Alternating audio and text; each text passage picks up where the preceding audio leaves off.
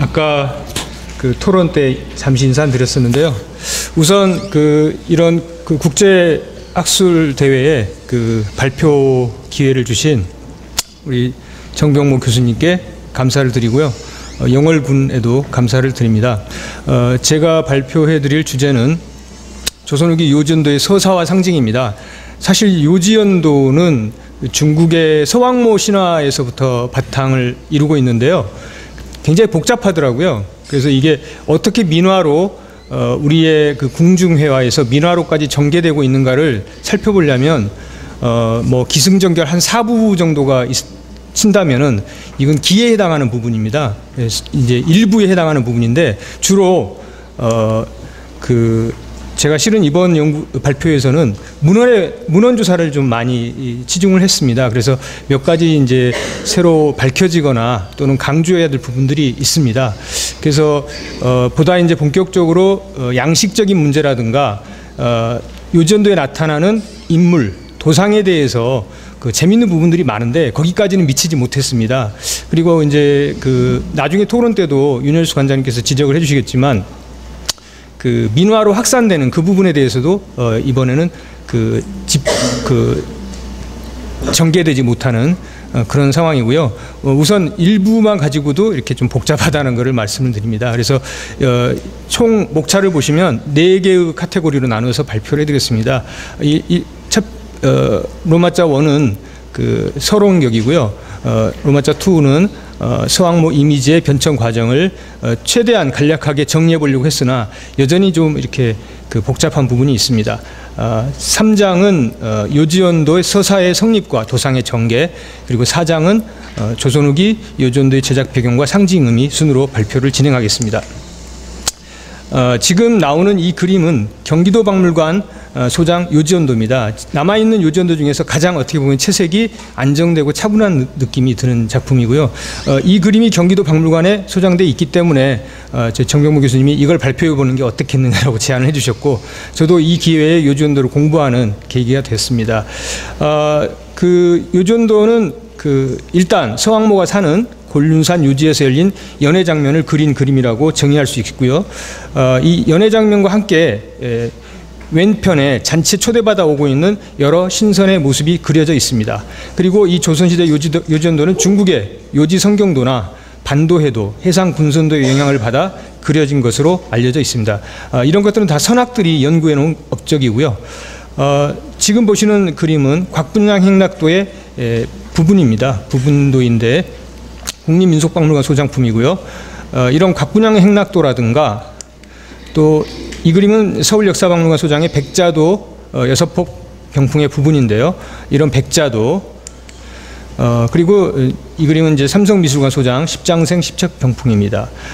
그리고 해악반도도 역시 삼성미술관 소장의 해악반도도, 이런 여러 길상 장수를 상징하는 길상 장식화이자 장수구복 상징화라고 할 수 있습니다. 대표적인 4가지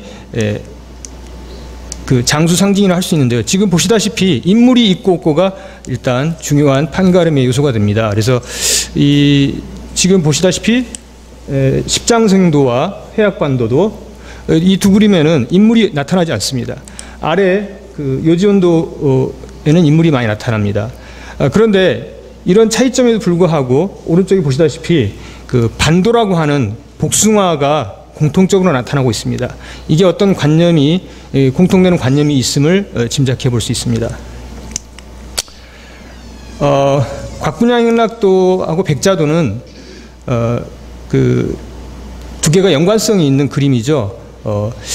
반면에 십장생도나 해악반도도에는 복숭아를 비롯해서 해, 달, 구름, 산, 돌, 물, 학, 사슴, 거북, 소나무, 대나무, 영지 등 장수 상징 13가지 상징물이 전부 또는 일부가 조합되어 그려지는데요. 인물을 그린 예는 없습니다. 신선설화와 도교 사상을 사상적 기반으로 한 요지연도, 십장생도와 해악반도도는 모두 조선 후기 궁중과 민간에서 선호되었던 화제로 현존하는 작품이 적지 않고 관련 문헌 기록 또한 많이 남아 있습니다. 이 발표에서는 앞서 말씀드린 대로 서왕모의 이미지의 변천 과정, 요지연 서사의 성립과 도상의 전개, 요지연도의 제작 배경과 상징 의미를 중심으로 발표해 드리겠습니다. 첫 번째로 보시는 이 서왕모의 도상은요, 그 머리에 동한 2세기의 그 화상전입니다. 머리에 죄송합니다. 이 관을 쓰고 있습니다. 산 모양의 관을 쓰고 웅크린 자세의 서왕모가 용과 호랑이의 그 의자죠. 이쪽은 호랑이고 이쪽은 용입니다. 그래서 용호자에 앉아 있고 그 앞에 삼조고와 두꺼비가 그리고 삼조고와 두꺼비 그리고 오른쪽에 구미호가 있습니다. 이런 부분에 그래서 이 서왕모는 불교 전입 이전에 중국에서 가장 인기 있는 여신이었습니다. 그 후에도 관음보살과 더불어 중국, 조선 등 동아시아에서 여전히 숭배되었던 여신입니다. 이 부분은 나중에 고려 때 문헌 기록에서 확인해 드리겠습니다. 그런데 기원전 3, 4세기경에 쓰여진 산해경에 기술된 서왕모의 모습은 표범무 꼬리에 호랑이 이빨을 하고 하늘의 제왕과 5가지 형벌을 주관하며 머리꾸미기를 하고 있으며 3마리의 파랑새가 서왕모를 위해 음식을 나른다라고 묘사되어 있습니다. 이른바 괴수의 형상을 띠고 있는데요. 또 보시겠습니다. 역시 동한시대의 그 화상석의 탁본인데요. 이 좌우에 인신삼이형, 그러니까 사람 몸에 뱀 꼬리 모양의 그 형태인데요. 이 꼬리가 얽어서 만들어낸 그 자류 위에 정자에 있고요. 얼굴은 호랑이 얼굴에 가깝습니다. 그러니까 산해경의 그 묘사랑 비슷한 거죠. 서왕모 머리에는 청조가 있고요. 그다음에 이걸 좀 교미 자세라고 한다면 이 두 인신삼위의 교미 자세가 이렇게 얽혀지고 나서 그 끝부분에는 청조가 이렇게 표현되어 있습니다. 그래서 이 남녀가 이렇게 구분돼서 또 이렇게 새가 표현되고 있는 점은 복희 여와의 전설과도 관련이 있을 것으로 생각이 됩니다. 앞서서 그 산해경에 나오는 그 서왕모의 맹수 이미지는 말씀드렸었습니다.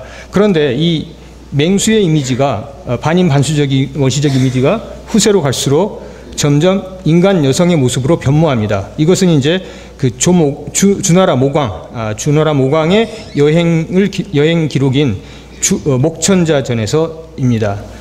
그 대목을 잠시 읽어드리겠습니다.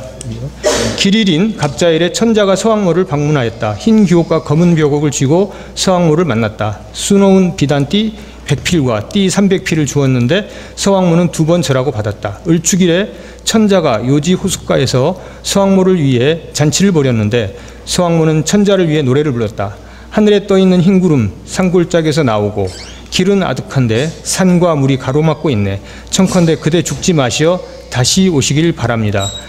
천자가 닭가를 불렀다. 내가 동쪽 땅으로 돌아가면 여러 나라를 잘 다스리리. 만 백성이 다 잘 살게 되면 돌아와 그대를 보리. 3년이 되면 당신이 사는 이곳으로 돌아오리. 이 내용은 그 목주모광과 서왕모 간의 일종의 로맨스가 형성이 되는 그런 거라고 볼 수 있고요. 우리 그리스 로마 신화에만 그런 신들의 사랑 얘기가 아니라 우리 동양의 신화에도 이런 부분이 있다는 것을 알 수 있습니다.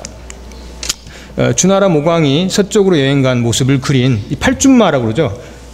8마리의 그 말과 그 말을 잘 다루는 조보라고 하는 마부가 끌고 가는 그 주모광의 여행 모습을 제감도설이라고 하는 책에서 이렇게 그리고 있습니다. 자, 왼쪽 그림은 그 유송년 16세기 초에 활동했던 중국의 화가 유송년이 그린 것으로 전칭되고 있는 요지헌수도입니다. 여기 지금 잔치 장면이 그려져 있는데요.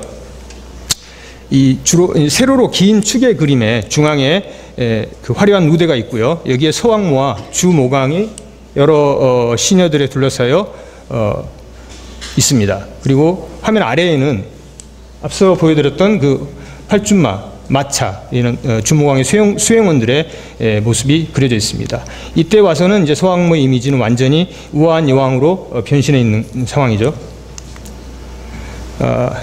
명나라 때 만들어진 열선전, 그러니까 신선들의 그림집인 이 열선전에도 이렇게 서왕모가 상당한 미인으로 그려져 있습니다. 과거에는 뚱뚱한 여성이 미인이었다라고 합니다. 탐스럽게 살이 찐 모습이 미인의 기준이었다고 하는데요.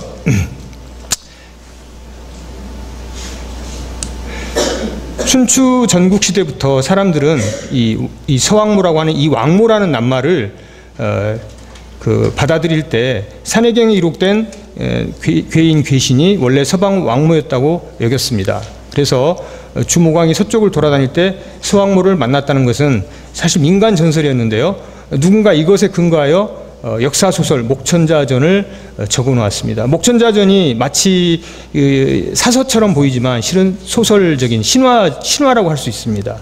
또 이것을 역사 자료로 삼아서 죽석인연을 적어 놓았습니다. 이 목천자전과 죽석인연은 그 죽간에 새겨져 있었다가 3세기경에 발굴이 됩니다. 발굴이 되어서 이게 이제 민간에 알려지게 되는데요. 그래서 이 여왕으로서의 서왕모의 형상은 이 두 권의 책에 의해서 기본적인 모습이 확정되었다고 할 수 있습니다.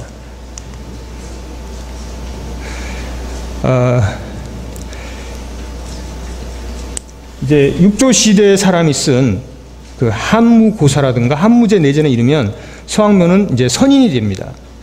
한무제 내전은 위진 남북조 시기 지괴 소설의 하나로서 신선 사장이 심취했던 한무제, 기원전 142년에서 87년까지 제위했던 왕인데요. 이 한무제라는 역사적 인물을 설정하여 그에게 서왕모와 상원 부인이 하강해 양생수련 결료를 가르치고 오악 진영도와 같은 도록을 전수한다는 이야기를 내용으로 삼고 있는 신선설화입니다. 한무제 내전 중에 서왕모는 특히 더 신선화되고 있습니다. 이렇게 주모광의 연인이라는 과도기적 단계를 거쳐 서왕모의 신적 지위와 기능, 용모 등이 크게 탈바꿈하는 것은 한대에 이르러서입니다. 한대는 유교가 국교가 되고 음양오행설이 성행한 시기였습니다. 이러한 역사적 배경하에서 서왕모는 다음과 같이 획기적인 변화를 겪습니다. 서왕모는 더 이상 처녀신이 길을 그만두고 동왕공이라는 배우신을 갖게 되었습니다. 급기야 이렇게 그 동왕, 이제 서에 반대되는 동쪽에 남자 배우자 신을 갖게 되는 상황까지 가게 됩니다.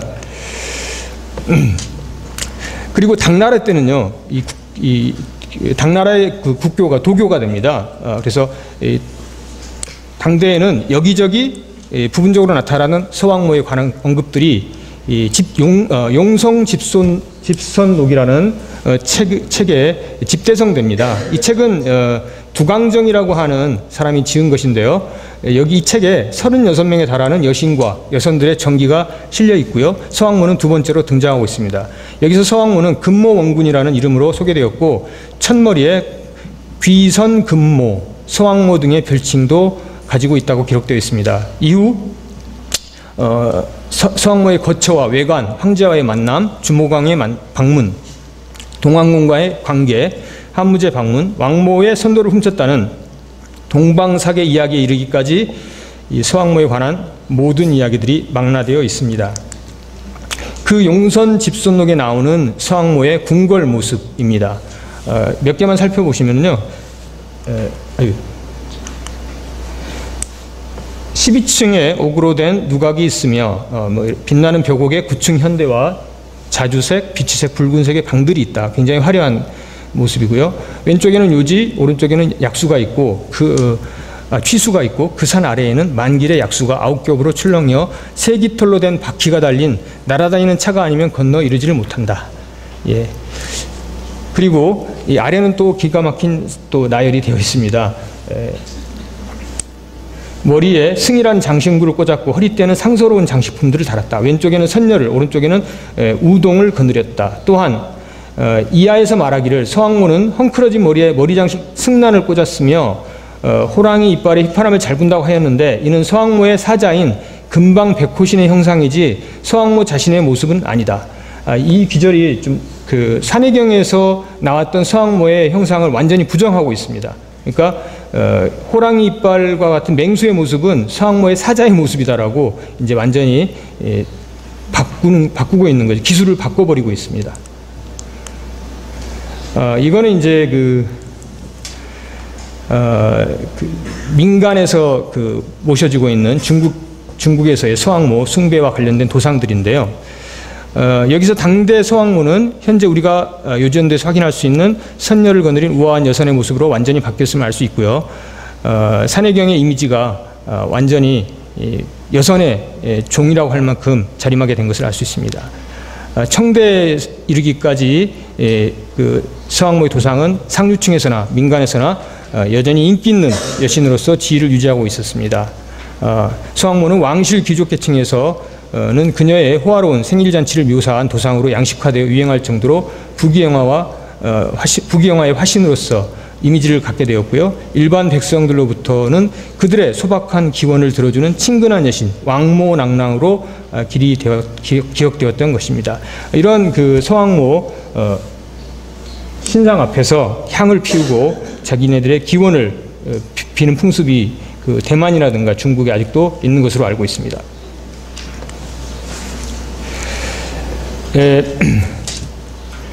이 서왕모에 관한 전설은 이 문학이나 미술의 재료로 사용된 반면 군선들과 관련돼서 등장한 것은 원대 소설이나 작품류 이런 장르에서 이고요. 원명도 이후에 크게 유행한 걸로 알고 있습니다. 유행하게 되었습니다. 쉽게 내용이 확인이 가능한 작품을 예로 들면 명초 주유돈의 작극을 들 수 있는데요. 주유돈은 명나라 종실로 도교에 정통했고 여러 신성과 관련된 작극을 많이 남겼습니다. 그 중에서 요지회 팔선경수, 군성경수, 반도회 등은 서왕모의 연애에 팔선을 비롯한 많은 신선들이 초대받아가서 즐기는 내용을 담고 있습니다. 그런데 이 두 작품 모두 서왕모의 요지에서 열리는 연애에 관해 직접적으로 다루고 있습니다. 미국 캔사스 넬슨 애킨스 미술관에 소장된 15세기 중국 명대의 반도회도입니다. 이는 굉장히 가로로 긴 467cm인 대작인데요. 그 중에 이제 그 중심 부분입니다. 환상적인 성계의 풍경이 청록산수화로 묘사되어 있고요. 그림의 이 중심 부분에는 그 화려한 누대와 그다음에 구름들 그리고 복숭아 나무에서 이 복숭아 과일을 따고 있는 인물들이 그려져 있습니다. 이 아까 보셨던 유성년 전칭의 이 요지헌수도나 명대의 그 구영이 그 그린 인물고사도 책에 나오는 이 요지연의 분위기 그리고 또 그의 전칭작인 군선 회축도에서도 중국에서의 그 요지연 장면이 형상화되는 모습을 볼 수 있는데요. 대체로 전부 이렇게 세로 방향의 축 형식이고요. 이 그림과 유사한 조선의 그 그림이 조금 뒤에 나올 예정입니다. 지금 보시는 건 회화라기보다는 자수나 그 격사라고 하는 테피스트리입니다. 명대의 자수나 격사의 그 격사로 제작된 요지 상수도나 요지 직경도는 서왕모에게 그 선도를 바치는 장면이 중심 소재로 묘사됩니다. 그리고 그 이 군선 공수도라고 하는 이 오른쪽 끝에 있는 이 작품에는요. 이 하늘에서 봉황을 타고 내려오는 서왕모와 그를 맞이하는 팔선 그리고 복록수의 삼성이 등장하고 있습니다. 청대 17세기 회화 중에는 요지연, 그러니까 요지에서의 그 연애 장면을 이렇게 회화로 그린 축화가 존재하고 있습니다. 가운데 서왕모가 앉아 있고요. 지금 잔치를 여는 그 춤을 추고 있는 그런 모습인데 이런 모습은 우리나라의 요지연들은 상당히 차이가 있는 도상이라고 하겠습니다. 중국에는 요지연도란 제목의 그림이 없고 요지연과 관련된 도상은 대체로 세로로 긴 축화 형식입니다. 따라서 조선 후기 요지연도에서 보이는 가로로 긴 병풍화 형식의 팔성과 석가모니를 비롯하여 수많은 인물이 그려지는 경우를 중국 회화에서는 볼 수가 없습니다. 자, 왼쪽에 있는 이 그림은 국립중앙박물관에 소장되어 있는 요지연도인데요. 18세기경에 제작된 것으로 추측을 합니다. 상당히 중국의 요지연도와 유사한 분위기입니다. 지금 아래쪽에 보이는 이런 그 앞서 보셨던 중국 그림과 상당히 유사한 도상이고요. 이거는 이제 윤두소의 작품으로 전칭이 되고 있고요. 윤두소 논문을 쓰신 분은 이거 윤두소가 모방을 해서 그렸다라고 얘기를 하고 있고요. 여기 이제 윤두소 도장이 있습니다. 도장이 있어서 이제 윤두소 작품에 논란이 있는데요. 이 두 그림은 바닷가 누대의 서왕모 고치에 군선들이 모이는 장면을 그린 앞서 본 구영의 그림과도 유사합니다. 이러한 도상을 가진 중국 그림이 적어도 18세기 초에 조선 화단에 들어와서 있었음을 우리가 알 수 있습니다. 네, 이런 지금 이 그림들은 분위기가 중국과 같지만 사실은 이제 한국 땅에서 그려진 것들이라고 할 수 있습니다. 자, 그런데 여기서요, 우리가 하나 중요하게 짚어볼 점이요. 원대의 작극이 앞에서 살펴본 중국의 반도에 결정적인 영향을 주었을 것임은 의심할 여지가 없으나 중국의 작극이 한국에 끼친 영향은 그다지 크지 않습니다. 그래서 이 한국 요지연도의 직접적인 문학적 배경으로 원대 작극을 들기는 어려울 것 같고요. 이러한 작극에서 다루어졌던 소재를 채용한 명대 소설류에서 한국의 요지연도와 깊은 관련이 있는 점을 찾을 수 있습니다. 우선 한국에서 가장 크게 유행했던 명대 오승은의 서유기를 들 수 있습니다. 총 100회의 내용 중 제5회에서 반도에 관한 내용이 다루어지고 있습니다. 이 부분은 천상으로 올라간 손오공이 옥황상제로부터 서왕모의 반도원을 관리하라는 임무를 부여받고 반도원을 관리하던 중 이 복숭아를 많이 훔쳐먹습니다. 그러다가 서왕모가 보낸 선녀들과의 대화 속에서 이 반도 대회를 알게 되고 거기에 소개되는 초대된 손님들을 선녀들의 묘사에서 알 수 있게 됩니다. 자, 선녀들이 하는 말입니다. 저희들은 서왕모 명령으로 반도원에 파견된 칠선녀예요. 서왕모께 없어 보각을 개방하옵시고 반도대회를 개최하옵십니다. 그 잔치에 쓰려고 복숭아를 따오라신 것이에요. 이번 연회에는 옛날부터 초청하는 범위가 일정합니다. 서천의 석가, 노자, 보살, 성승, 나한, 남방의 남극관은 동방의 숭은, 성제, 십주 삼도도의 선홍, 북방의 북극현령, 중앙의 황극, 황각 대선이고 그리고는 오두성군, 상팔동의 삼청, 사제, 태을, 천선, 중팔동의 옥황, 구루, 해악의 신선, 하팔동의 유명교왕, 주세 지신을 비롯하여 대소신을 반도대회에 초대해요라고 선녀들이 답변을 합니다. 여기에 이제 손오공 화가 나는 거죠. 자기를 초대하지 않는다고. 그래서 난동을 부리는 일이 이제 벌어지고요. 자, 이 손오공 외에 이 동육이라는 소설도 그때 들어옵니다. 이 손오공과 서유기와 동육이는 다 사도세자, 영조의 아들인 사도세자의 소장 목록에 있었고요. 또 사도세자가 김덕성이라는 화원으로 하여금 이 서유기와 동육이의 그림을 그리게 하는 그런 대목도 나오고 있습니다. 이 동육이는 그 제목에서 알 수 있는 것처럼 팔선을 주인공으로 한 소설로서 팔선이 득도하는 서왕모의 반도에 참여하고 돌아오는 길에 각자의 보패를 이용하여 동해를 건너는데 동해 용왕의 아들이 남체와의 옥판을 물속에 빠뜨려 버리자 용왕과 싸움을 벌이고 나중에는 천병까지 패배시켰다가 관세음보사로 중재로 화해한다는 내용을 담고 있습니다. 이 두 소설에서 우리가 소홀히해서는 안 될 부분은 이 등장인물 중에 석가, 보살, 성승, 나한 등의 불교적 존재들이 언급되어 있다는 사실입니다. 우리나라 요지연도에는 중국의 요지성경도나 반도에 대해서 볼 수 없는 불교적 도상들이 많이 그려지고 있다는 점과 이 관련자 생각한다면 이러한 소설류와 요지연도 둘 사이의 밀접한 관계를 짐작할 수 있습니다. 조선후기 요지연도는 대체로 가로로 긴 연폭의 병풍 형식이고요. 연애 장면과 요지를 향해 각각 하늘과 바다, 땅에서 오는 인물군이 절반씩으로 구성되고 있습니다. 예, 피바드 에섹스 박물관 요지연도입니다. 일례로 경기도 박물관 소장 요지연도에 등장하는 인물군을 살펴보면 도상의 특징으로 구분할 수 있는 인물의 수가 대략 30여 명이나 되고요.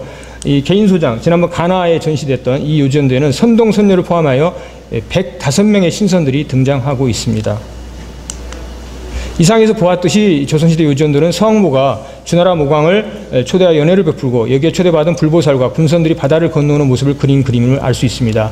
명칭은 서왕모가 자신의 거처인 곤륜산 요지에서 주나라 모광의 방문을 받아 베푼 연회를 그린 요지연도이지만 사실상 그림의 내용은 중국 원명대를 지나며 포괄적으로 확대된 개념의 요지연입니다. 조선후기 요지연도에는 요지연과 반도대의 내용이 절충되어 있습니다. 서왕모 연회의 고사와 군선이 모이는 고사는 원대에 결합되었으며 명청대 소설 속에서 즐겨 묘사되었습니다.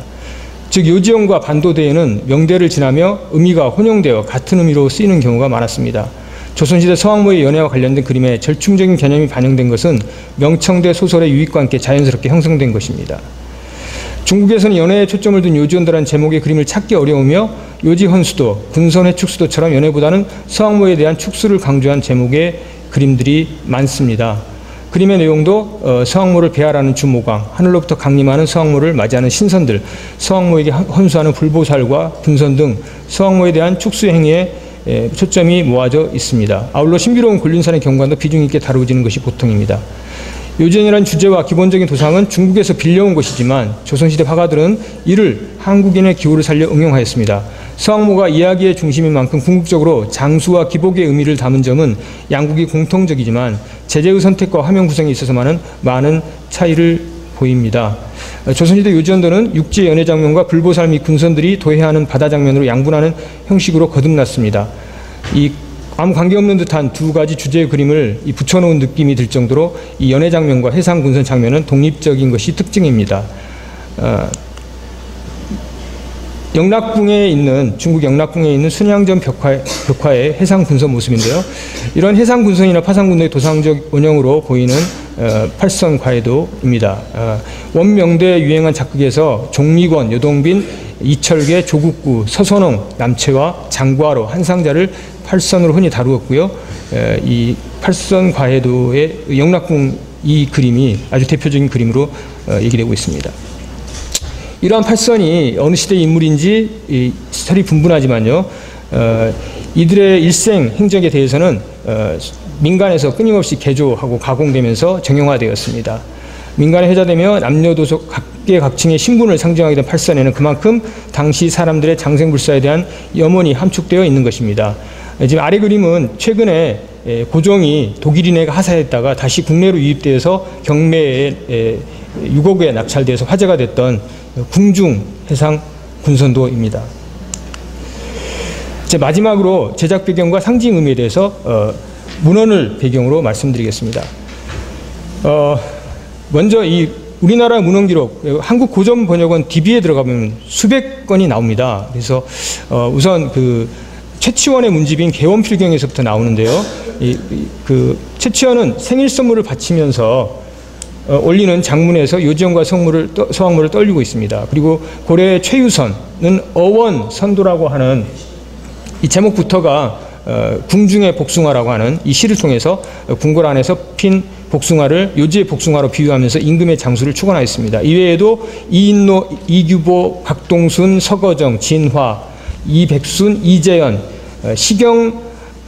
석식영암이라고 하는 승려인데요. 그 다음에 이곡, 그 다음에 설손, 이색, 권근, 이연종, 이승인 등이 이 서왕모와 관련된 고사로 장수를 기원한 글을 짓고 있습니다. 또 고려시대의 풍속과 관련해서는 이동무의 청장관 전서라고 하는 책에 이렇게 기록이 되어 있습니다. 1월 7일은 고려의 풍속에 1월 7일은 서왕모의 상을 만들어 그것을 머리에 이게 하였으며라는 대목이 나옵니다. 우리가 전혀 몰랐던 그 사실인데요. 고려 풍속에 서왕모의 상을 만들었다고 하는 대목이 나오고요. 또한 한치연의 해동 역사에도 고려의 사신 곽원이 그 중국에 가서 아뢰기를 정월 7월에는 집집마다 서왕모의 초상을 그려 받들고라는 대목이 나옵니다. 그래서 고려시대는 정초의 풍습으로 서왕모의 초상을 그렸음을 우리가 알 수 있습니다. 한편 그 조선 중기 문신으로 정문부라는 장군이 있었습니다. 이 정문부라는 장군이 칠원절구로 요지연들을 노래하였습니다. 지금 제가 해석을 못한 상태인데요. 이 정문부 장군이 요지연도를 노래한 대목이고요. 또 조선 후기 문신인 이서우라는 인물도 요지연도에 관한 시를 남기고 있습니다. 이 밖에 그 조선 중기 문신인 허균이 왕세정의 열선전을 보고 신선들을 묘사하는 찬문을 남기고 있는데요. 서왕모와 동방색에 대해서도 기술하고 있습니다.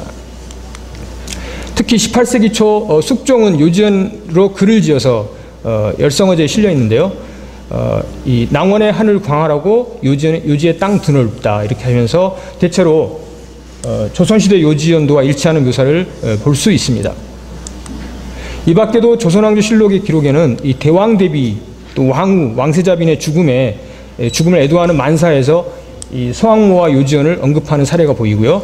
또 장수를 기원하는 문장이나 진찬에서 행해지는 징작 및 궁중 정제와 관련해서 이 서왕모, 요지연, 천도 이런 얘기들이 많이 나타나고 있는 것을 볼 수 있습니다. 특히 궁중 잔치에서 행해졌던 정제에는 헌선도에서 이 서왕모 고사가 많이 나오고 있는데요. 대표적으로 이 성호 이익이 이렇게 얘기했습니다. 헌선도는 서왕모의 고사에서 나왔다. 여조 때 최충원이 여러 기녀들을 시켜서 복례 선녀가 임금에게 하려하는 형용을 지었으니 그런 유래로 말미암아 만들어진 데 지나지 않는 것이다라고 하였습니다. 헌선도의 모습과 관련 자료는 이 궁중 행사도의 하나인 무신년 1848년에 진찬도와 악학개범에서도 확인할 수 있습니다. 수많은 그 궁중 행사도에 이런 장면이 꼭 나옵니다. 이렇게 부분인데요. 이 선도반이라고 하는 악학개범에 나오는 이 선도반 받침이죠. 그리고 선도라고 하는 이걸 만들어서 조형물을 만들어서 바치는 대목이 나옵니다. 그러니까 요지연 잔치에서 서왕모가 바치는 것으로 이렇게 그 잔치를 스토리텔링을 하고 있는 걸 알 수 있습니다. 요지연도는 길상적인 장식화로 쓰이기도 했지만 19세기에 국가의 경사스러운 행사를 마친 후에 관원들이 만든 개병의 주제로도 애용되었습니다. 1800년 순조 왕세자의 책봉을 기념하여 선정관청에서 만든 왕세자 책례개병이나 1812년 효명세자가 왕세자로 책봉된 것을 기념하여 1809년 세자가 태어났을 당시 산실청에서 근무했던 관원들이 만든 왕세자 탄광개병 등이 그러한 예에 속합니다. 국립중앙박물관에 소장되어 있는 왕세자 책례개병입니다. 오른쪽과 왼쪽에 이 그림을 만든 의미에 대해서 밝히고 있고요. 이 왼쪽에는 좌목을 거기 참석했던 그러니까 거기에 관련됐던 인물들의 명단이 들어 있습니다. 이 정묘조 왕세자 책례개병은 꽤 많이 만들어져 있습니다. 그래서 서울역사박물관에도 소장되어 있고요. 경기도박물관에도 이렇게 4폭이 있습니다. 원래는 한 8폭쯤 되었겠죠. 그런데 이 요전도가 순조에 침전에 사용됐다는 기록이 있어 관심을 끕니다. 임금의 침실에 관한 자료가 전무한 실정이죠. 작년에 왔던 일본의 기시후미까지 교수도 묻더라고요. 한국에는 그 왕실 궁중 장식화를 어디에 배치했는지 대한 기록이 있느냐. 제가 자신 있게 없다고 그랬습니다. 근데 이게 나타났습니다. 이거는 정병설 교수가 이것에 관해서 발표를 하시고 해서 거기에 참조해서 이렇게 찾아낼 수 있었습니다. 경상도 공화 출신인 시골선비 이이순이 이 대조전 수리시 기사라고 하는 글을 남겼는데요. 말하자면 신혼방을 공사하는 감독이 됐던 거죠. 그가 기술한 부분을 보겠습니다. 어자대 북벽에는 요지연 병풍을 배치하고 서남편 벽에 산수도 족자를 걸어 상서롭고도 탈속적인 공간으로 꾸몄다. 정침 동벽에는 모란병풍을 세우고 북벽에 구봉도를 붙였으며 침소에는 매화병풍을 그린 매화병풍과 주겹병풍을 치고 매죽도를 걸었다. 좌우에 여러 협실도 칠학을 그린 금병과 선임 및 비룡 그림과 화조도로 치장했다. 왼쪽이 그 대조전의 모습이고요. 이 고려대 동궐도에 나타나는 이 대조전 부분입니다. 이이순의 기록을 참조해 보면은 정당의 가운데 이 부분에 요지연도 병풍이 그러니까 교의와 답상이 놓여 있는 이 뒷부분에 요지연도 병풍이 서 있는 걸 알 수 있습니다. 1802년도에 순조에 그러니까 혼례 때 이렇게 요지연도가 장식되었는데요. 당연히 그 요지연도가 의미하는 장수 기복이 들어가 있다고 하겠습니다. 이 조선후기 궁중에 사용됐던 요지연도가 민간에서도 사용된 기록이 이 경도 잡지의 서화조에 보입니다. 당시 민간의 혼례병풍으로 요지연도가 사용됐음을 알 수 있고요.